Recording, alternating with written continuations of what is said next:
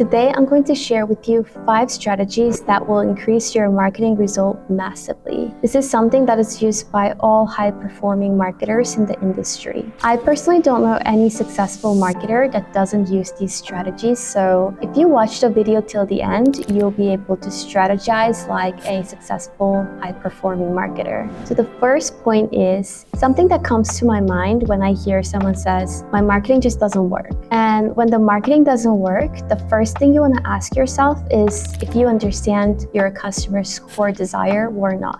And what I mean by customer's core desire is, as you know, we all buy products for different reasons. It could be to avoid certain pain points such as maybe dry hair, you're looking for a hair care product, or like a back pain, you're looking for like a cushion for your chair, or it is to achieve your desire such as wanting to look cool or wanting to look important or expensive and things like that. One thing I've noticed is that often brands have kind of like their own idea of why people buy from them or who they want to sell to. But oftentimes what you think is not always true, especially if it is not backed by a proper research. For example, you sell a supercar and people buy your car because it looks cool. But when you're building a car, maybe you make sure that it's really safe in an accident. So you assume that that's one of the biggest selling points and you build your marketing campaigns around that specific point. It's not going to be as effective or resonate with people because that's not the core reason why they buy your type of car or your car specifically. Or sometimes you would even build a product for a different purpose and people end up buying for a different reason and the brand doesn't see that, or they see that but they kind of disregard it and didn't think of using that as like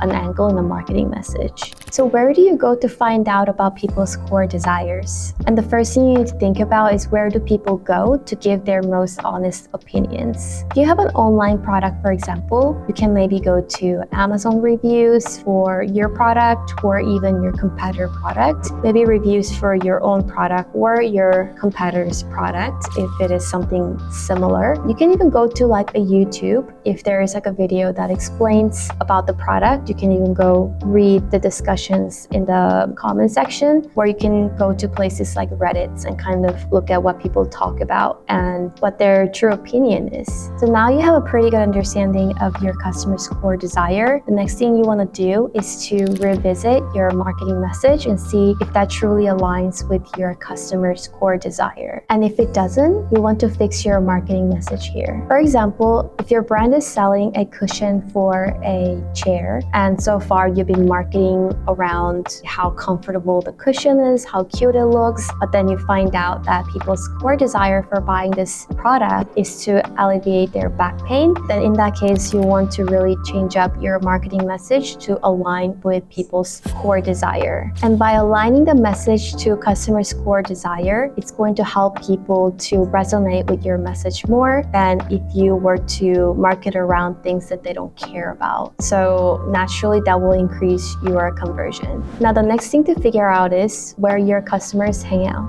So you can have the best understanding of your customer's core desire. You can change your marketing angle around something that people truly care about when they buy your product, so people resonate with that more. But if you don't go in front of the right audience, you're probably not going to sell your product, right? So to find out where to put your message out there, you need to think about which platform has the biggest number of your potential customers. This process works for any business really, but if I were to give an example for the e-commerce, you can think about which social media platform has the biggest number of your customer. Is it Facebook, YouTube, Instagram, TikTok? Each platform has its own characteristic and slight variation of the demographics as well. So you really want to think about which platform would have the biggest impact and start from there. Next step that you want to think about is to create a good content that works.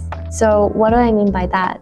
A good creative is a creative that will properly deliver the value of your product. So a creative can be a photo or a video. It doesn't really matter. At the end of the day, it needs to convey the product's benefits. Like, imagine you're a single man looking for a girlfriend. Just because you go stand in a place where a lot of your ideal type or woman is, doesn't mean that you're immediately gonna get a girlfriend. But if you stand there dressing a certain way and looking a certain way, way and kind of visually deliver the value. I mean, of course, even though they wouldn't know like everything about you just by looking at you, if you can like look good and dress nice and stand there, your chance of getting a girlfriend will dramatically increase. In a way, you're delivering your value in a visual way. So what I want to explain here is that it's not just about understanding your customer and knowing what they want and knowing where to find them, but also being able to visually, through creative, convey why your product is cool or why your product has all these benefits. So if you successfully made it to the step 4, the chances are you'll probably see improved conversion where you'll see your sellings rolling in. And it's a bit psychological, but once something starts to work, don't be afraid to scale.